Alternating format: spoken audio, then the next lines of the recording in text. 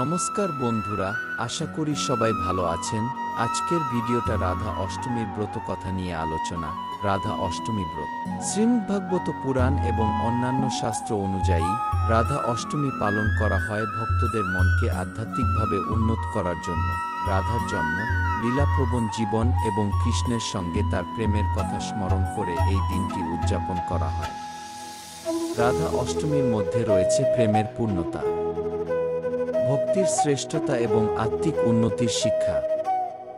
এটি শুধু একটি ধর্মীয় অনুষ্ঠান নয়, বরং এটি মানুষের মনকে শুদ্ধ। রাধা অষ্টমীর ব্রতের প্রস্তুতি। ব্রত পালন করার আগে কিছু গুরুত্বপূর্ণ প্রস্তুতি থাকে। 1. ঘর ও পূজাস্থল পরিষ্কার করা। রাধা অষ্টমীর দিনে ঘর, মন্দির বা পূজাস্থল পরিষ্কার করা অত্যন্ত গুরুত্বপূর্ণ। ঘর ও পূজাস্থল পরিষ্কার থাকলে ব্রতের পুণ্য দ্বিগুণ হয়। ফুল, ধূপ, প্রদীপ ও পুষ্প দিয়ে পূজাস্থল সাজানো হয়। মনও পরিশুদ্ধ রাখা জরুরি, কারণ আধ্যাত্মিক শক্তি অর্জন মন ও চেতনার মাধ্যমে। রাধা অষ্টমীর ব্রত পালনের নিয়ম। রাধা অষ্টমীর ব্রত পালন করার জন্য কিছু নিয়ম ও ধাপ অনুসরণ করা হয়। ধাপ 1. প্রভাতের ধ্যান ও প্রার্থনা। ভোরবেলা ঘুম থেকে ওঠার পর রাধার নামের ধ্যান করা উচিত। শ্রীমদ্ভাগবত বা রাধা কৃষ্ণের শ্লোক পাঠ করা যেতে পারে। প্রার্থনা করা হয় ভগবানের প্রতি ভক্তি ও প্রেম বৃদ্ধি, সাংসারিক শান্তি, সুখ এবং আধ্যাত্মিক উন্নতির জন্য। রাধা অষ্টমীর ব্রত পালনের নিয়ম। ধাপ 2. উপবাস পালন। ভক্তরা সারাদিন উপবাস রাখেন অথবা অর্ধাহার রাখেন। উপবাস মানসিক ও শারীরিকভাবে নিয়মিত আত্মসংযম শেখায়। উপবাসের মাধ্যমে ভক্তি ও ধ্যান শক্তিশালী হয়। ধাপ 3. পূজা ও আরাধনা। রাধামাধব বা রাধা কৃষ্ণের মূর্তির সামনে পুষ্প, প্রদীপ, ধূপ, কুসুম ও প্রসাদ চড়ানো হয়।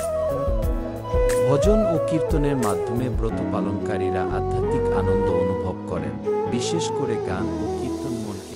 রাধা অষ্টমীর ব্রতের উপকারিতা। 1. ভক্তি বৃদ্ধি।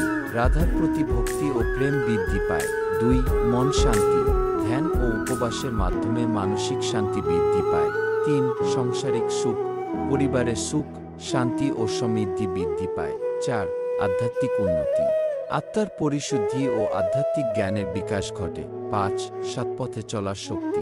জীবনে নৈতিকতা, সহিষ্ণুতা ও ধৈর্য বৃদ্ধি। ব্রত পালনকারীদের বিশেষ নির্দেশনা। ব্রত পালনকারীরা রাধার নামের ধ্যান ও মনন দিয়ে ব্রত পালন করুন। উপবাসে অতিরিক্ত কষ্ট না করে স্বাস্থ্য বিবেচনা করা জরুরি। দান, মানব সেবা ও পুণ্যকর্ম করতে কখনও অনভিপ্রেত ক্ষতি করবেন না। ভক্তি ও প্রেমের সাথে ব্রত পালন করলে আধ্যাত্মিক শক্তি দ্বিগুণ হয়।